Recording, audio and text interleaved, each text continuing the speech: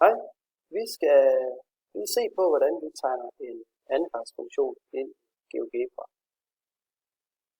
Vi kan se herovre, både her på tegneblokken, men også over i algebra-vinduet, at jeg har skrevet en funktionsforskrift, og det er bare en tilfælde.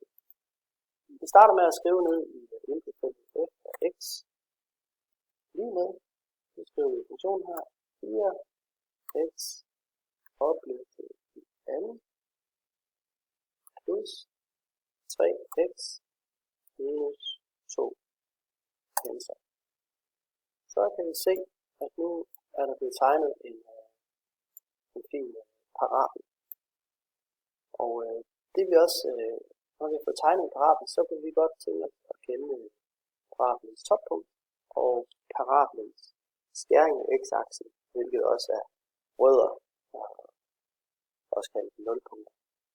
Men start med toppunktet, så skriver vi ekstremum her ud på s, ekstremum polynomium. Og så går vi op og kigger på, hvad hedder vores funktion?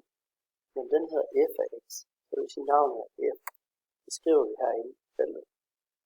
Og så siger vi enter. Så får vi punktet a her, så man så også kan gå ud og aflæse herovre i algebra-vinduet. A, det er så lige med minus 0,38,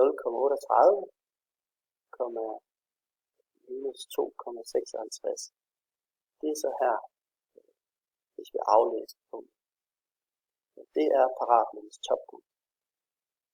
Rødder til parabelen, det finder vi ved at skrive rod, og igen vælge polynomium, og funktionen hedder stadigvæk f, så skriver vi f i feltet, og enter.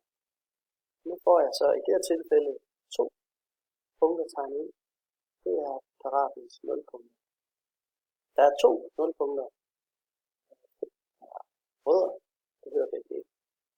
Fordi at parabelen skærer x-aksen 2 steder. Vi ved, det kan være, at man kun har et skæringspunkt. Det kan også være, at man slet ikke har noget.